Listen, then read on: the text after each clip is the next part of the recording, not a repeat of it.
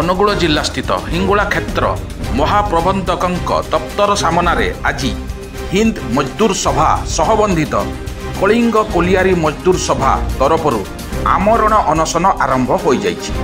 ଏଥିରେ HMSର ବରିଷ୍ଠ କାର୍ଯ୍ୟକର୍ତ୍ତା ପ୍ରକାଶ ଚନ୍ଦ୍ର କୁଣ୍ଡ, ବାବୁଲାଲ ଖଣ୍ଡୁଆଳ, ଦମୟନ୍ତୀ ସାହୁ, ଆଦିତ୍ୟ କୁମାର ସାହୁ, ରବି ନାରାୟଣ ସାହୁ, ସରୋଜ କୁମାର ସାହୁ, ସୁଧୀର କୁମାର ମଲ୍ଲିକ, ଟୁନା କୁମାର ବିଶ୍ୱାଳଙ୍କ ସଙ୍ଗରେ ବହୁ କାର୍ଯ୍ୟକର୍ତ୍ତା ସମ୍ମିଳିତ ହୋଇ ନିଜ ଦାବି ଜଣାଇ HMSର ସମ୍ପାଦକ ଶଙ୍କର ପ୍ରସାଦ ବେହେରାଙ୍କ ମନମୁଖୀ କାର୍ଯ୍ୟକୁ କଡ଼ା ବିରୋଧ କରିଛନ୍ତି ଏବଂ ପ୍ରବନ୍ଧନ ଏହାକୁ ପ୍ରଶ୍ରୟ ଦେଉଥିବାରୁ କଡ଼ା ନିନ୍ଦା ସହିତ କ୍ଷୋଭ ପ୍ରକାଶ ମଧ୍ୟ କରିଛନ୍ତି।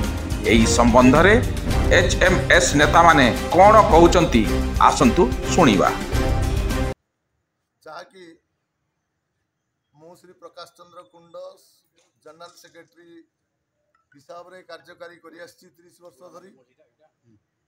ଓଡ଼ିଶା କୋଲ ମାଇନ୍ସ ଲେବର ଫେଡେରେସନର ସାଧାରଣ ସମ୍ପାଦକ ଆମର HMSର ଯେ ସାଧାରଣ ସମ୍ପାଦକ ଅଛନ୍ତି ଶଙ୍କର ପ୍ରସାଦ ମହୋଦୟ, ସେ ଏକ ଅନୈତିକ କାର୍ଯ୍ୟକ୍ରମ କରିଛନ୍ତି କଳିଙ୍ଗ କୋଲିଆରୀ ମଜଦୁର ସଭାକୁ। କାହିଁକି ନା ସେ ମନ ଇଚ୍ଛା ଗୋଟେ ଶାସନ ଚଳେଇଛନ୍ତି ଜେନେରାଲ ସେକ୍ରେଟାରୀ ହିସାବରେ, ଯୋଉଟାକୁ ମୁଁ ବିରୋଧ କରିଥିଲି। ଯେତେବେଳେ ଆମେ ଏ ବର୍ଷ ଫେବୃଆରୀ ମାସରେ ଆମର ସ୍ଥାନୀୟ ବିଧାୟକ ବ୍ରଜକିଶୋର ପ୍ରଧାନ ମହୋଦୟଙ୍କୁ ଆମ ସଂଗଠନର କଳିଙ୍ଗ କୋଲିଆରୀ ମଜଦୁର ସଭାର ସଭାପତି କଲି, ଆମର ଟୋଟାଲ ଏକ୍ଜିକ୍ୟୁଟିଭ ବଡି ଡିସାଇଡ୍ କଲେ କି ଆମେ ବିଧାୟକଙ୍କୁ ସଭାପତି ରଖିବା। ତେଣୁ ଆମେ ଆମର ଯେଉଁ ଟ୍ରେଡ୍ ୟୁନିୟନ ଆକ୍ଟ ଅଛି, ବାଇଲ ଆମର ଅଛି, କଳିଙ୍ଗ କୋଲିଆରୀ ମଜଦୁର ସଭାର ଯେଉଁ ବାଇଲ ଅଛି, ସେ ବାଇଲ ମୁତାବିକ ହିସାବରେ ଆମେ ତାଙ୍କୁ ସଭାପତି ଉପରେ ଚୟନ କଲୁ, ନିର୍ବାଚନ କଲୁ। ସେଟାକୁ ସେ ସହି ପାରିଲେ ନାହିଁ ଆମର ଜେନେରାଲ ସେକ୍ରେଟାରୀ ଶଙ୍କର ପ୍ରସାଦ ବେହେରା ମହୋଦୟ। ସିଏ ସାଙ୍ଗେ ସାଙ୍ଗେ ଆମକୁ କିଛି ନ ପଚାରି ଆମର କିଛି ବିପକ୍ଷ ଲୋକଙ୍କୁ 2-4 ଜଣଙ୍କୁ ଧରି ଗୋଟେ ରାତାରାତି ସେ ଗୋଟେ ଜେନେରାଲ ସେକ୍ରେଟାରୀ ଡିକ୍ଲାର କରିଥିଲେ, ଯୋଉଟାକି ଆମେ ବିରୋଧ ବର୍ତ୍ତମାନ ସୁଦ୍ଧା କରିଛୁ। ଫାଷ୍ଟ ପଏଣ୍ଟରେ ମୁଁ ଦେଇଛି ଏଇଟା ଯେ କଳିଙ୍ଗ କୋଲିଆରୀ ମଜଦୁର ସଭାକୁ ସେ ଗୋଟେ ଆଉ ଗୋଟେ ସେପାରେଟ ଗୋଟେ ୟୁନିୟନ କରିକିରି ପଠେଇଛନ୍ତି, ଯୋଉଟାକି ମୁଁ ପ୍ରତ୍ୟେକ ବର୍ଷ ଆଜିକି 30 ବର୍ଷ ଧରି ମୁଁ ରିଟର୍ଣ୍ଣ ଦାଖଲ କରୁଛି, ମୋର ମେମ୍ବରସିପ୍ ସବମିଟ୍ କରୁଛି।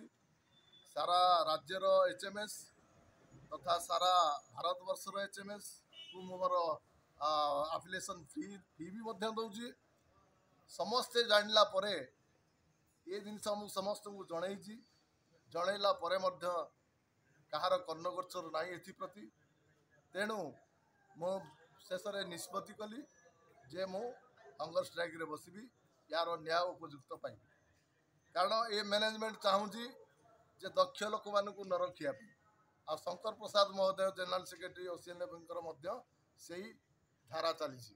ଯେତେବେଳେ ସ୍ୱର୍ଗତ ଅନନ୍ତ ପାତ୍ର ଥିଲେ ସେଇଭଳି କାର୍ଯ୍ୟକ୍ରମ କରୁଥିଲେ, ଇଏ ଆସିଲା ପରେ ମଧ୍ୟ ସେଇଭଳି କାର୍ଯ୍ୟକ୍ରମ ଚାଲୁ ରଖିଛନ୍ତି।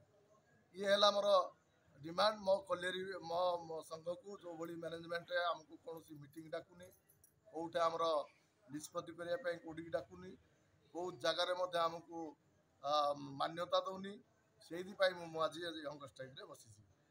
ଦ୍ୱିତୀୟ ପଏଣ୍ଟ ହେଲା ଏଇ ଯେଉଁ ମହିଳା ଭଦ୍ରବ୍ୟକ୍ତି ମହିଳା ଆମର ଦମୟନ୍ତୀ ମହିଳା ମ୍ୟାଡ଼ାମ ବସିଛନ୍ତି, ତାଙ୍କର ଗତ 3 ବର୍ଷ ଧରି ଏ ପଏଣ୍ଟ ଜାରି ରହିଛି, ତାଙ୍କୁ ଗୋଟେ କ୍ୱାର୍ଟର ଦିଆଯାଉ।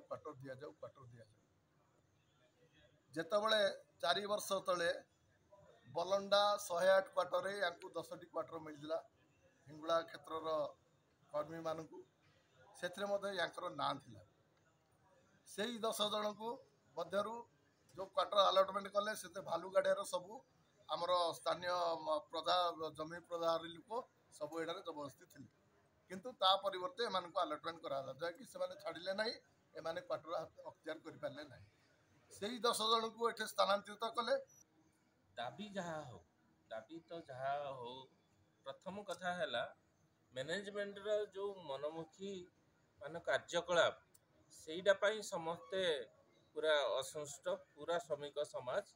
ଆପଣ ନିଜେ ଦେଖନ୍ତୁ, ଗୋଟେ ଆମେ ହଙ୍ଗର ଷ୍ଟ୍ରାଇକ୍ ଆମର ସାଥୀ ପ୍ରକାଶ କୁଣ୍ଡ ବା ଆମର ସଭାପତି वर्तमान जी विधायक ब्रजकिशोर प्रधान आज की 7 दिन 10 दिन है देले किंतु मैनेजमेंट प्रथम कर्तव्य हूँ जी भी धारणा दौ भी जहाँ दौ प्रथम से डाकिकी तार समाधान करने को चेष्टा करे किंतु वर्तमान ट्रेड यूनियन आम गोटे गोटे trade union registered trade union government रू आम स्वीकृत प्राप्त श्रमिक मान सेवा करने आम देजु निज प्याड्रे देलु किंतु वर्तमान सुधा मैनेजमेंट कौन खातिर ना तेणु लोक समस्या तो दूर कथा से पुणी खुद निजे विधायक बा आमर जी सभापति अच्छा कलिंग कलियर दस्खत दिखाई वर्तमान सुधा जड़े भी आमको कौन प्रकार जोगाजोग करना कि विषय कौन पाई धारणा देज कौन पाई देज या विषय पचार ना समस्या तो बहुत किंतु यहीपरी जदि